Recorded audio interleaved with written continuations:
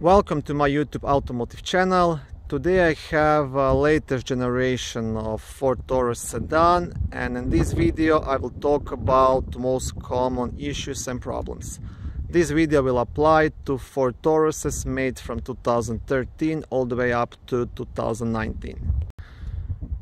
Now I own a small used car dealership, and over the years I've sold many of these Ford Tauruses, and also I drive one personally. And in this video I will talk about all the issues I've encountered and what I think is the most important to mention.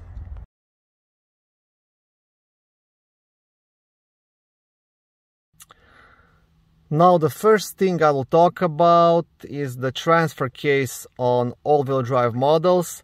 Now this is something that's not reported on any online forums or bulletins or stuff like that, but from my experience I had transfer case failing me like 4 times so far in the last 2 years. On this Ford Taurus, when it had around 40,000 miles, the transfer case failed. I was lucky to be under warranty, so the Ford dealership replaced it. But through my dealership I had a couple of these Tauruses where also the transfer case failed, and I had to fix it under my cost, and that's quite expensive to fix. So this is something to keep in mind. The main symptom of failing transfer case will be a loud grinding noise at the beginning when you make your turns. Left or right doesn't matter, because this is all-wheel drive system, it's on all the time. So when there is more pressure on that system, so if you make like a full left or full right, you'll hear a bit of grinding noise, and then with time it's gonna get even worse when you make slight turns left or right, and then with time it's gonna be there all the time. So you might mistake that for a wheel bearing noise or something like that, but it could be your transfer case, so this is something to keep in mind. If you don't have warranty on your vehicle anymore and you decide to fix it through a Ford dealership, it's gonna cost you a fortune, because they will try to sell you new transfer case, and then the labor, which is, I'm not sure, 6 or 8 hours, something like that. The best idea is just find a local salvage and try to find the used transfer case and just have it replaced by a local mechanic. That's your cheapest option, but still it's gonna cost you at least 1,500 bucks. So that's the biggest concern I have on these vehicles. Like I said before, it's not reported as a common problem, but in my mind it is a common problem, because I've done it 4 times in the past 2 years. So that's the first thing.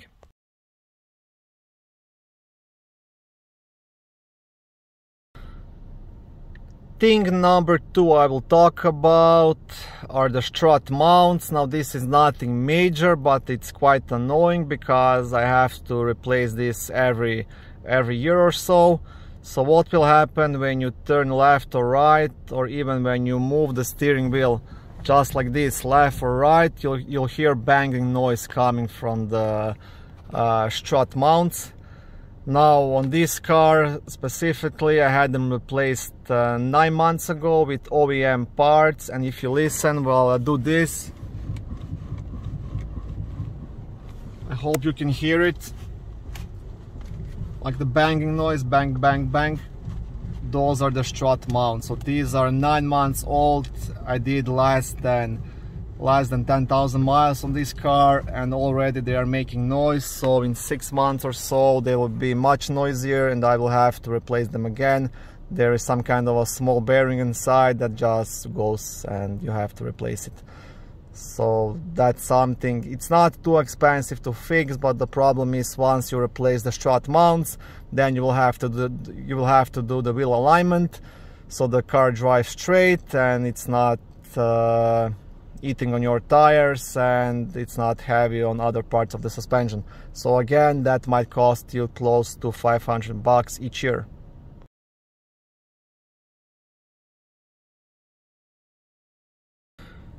The third thing I will mention is this light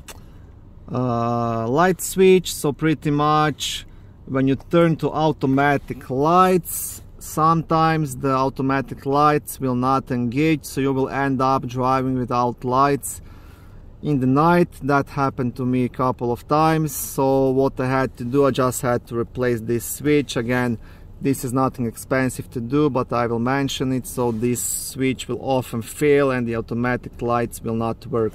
If you do it manually like this, it's gonna work, but automatic option will not work.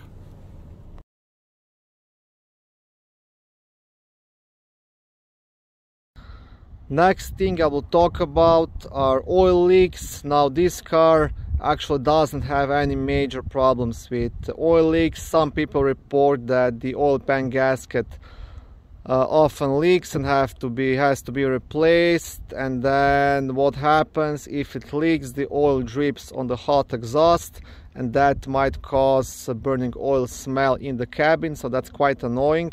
Me personally, I didn't have that experience on this car, but what will happen on a 3.5 engine, you will get like a small oil leak or a sip just on top of these sensors here, like right here, and the ones in the back as well, same thing. So you'll always have on a 3.5, if you have this engine, leaking around these sensors. And there are small gaskets just underneath, which come as a part of the valve cover gasket set. Now I had this replaced twice on this Taurus. It's leaking again, and honestly I'm not gonna replace it again. It's nothing major.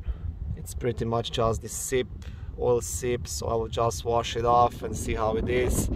But this is also something to keep in mind, because to replace this you probably have to deal with the whole valve cover gasket, because this comes as a part of that, yeah.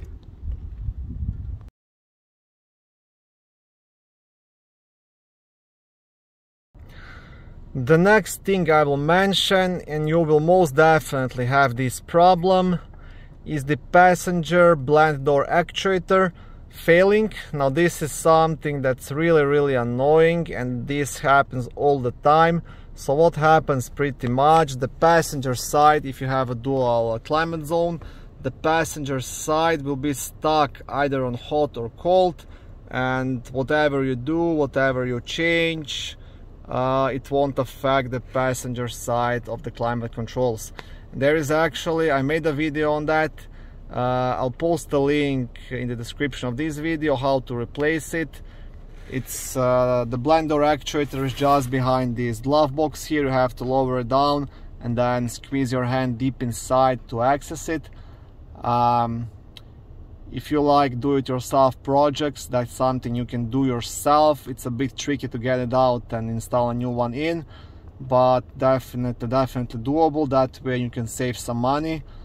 You can get those actuators quite cheap, but they are just poorly made, and like this is gonna happen to you if you didn't so far.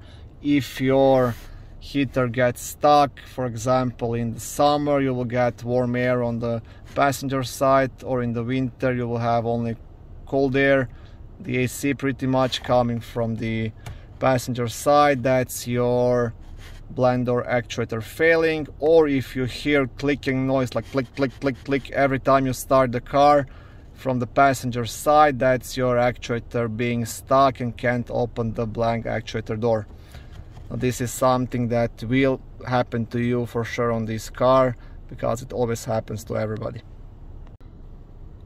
Yeah, and these are pretty much the only concerns I have with this car. Now, I did have some problems with the rear parking sensors and the rear view camera as well. I had to replace a couple of the parking sensors. They like to fail for some reason, but I live in a very cold part of Canada, so that might affect those as well. It gets up to -40 here, so usually they fail in the winter time. But like I said, they're easy to replace in the rear bumper and they're quite cheap, so that's not something I'm concerned about. Good thing about these vehicles is these engines 3.5 liter are good. I've never had any kind of issue with anything on these vehicles. Transmission, same thing, never had a problem. Like I said, only the transfer case is questionable. But if you drive a front wheel drive one, you will not have that issue. It's a good car, heavy on the road, safe car. And if you decide to buy one, definitely I think you made a good choice. They are quite affordable right now. Like, only problem is they never did any kind of upgrade to them from 2013 to 2019. So that means if you decide for any other brand that maybe was facelifted or includes more safety features or more equipment, you might get a better deal, honestly. Okay, thank you for watching this video. I hope it was at least a bit helpful. It gave you answers to some of your questions. If it was, please like it and consider subscribing to my YouTube automotive channel. On my channel there is lots of how-to videos, do-it-yourself videos, car reviews, product reviews and other similar automotive topics.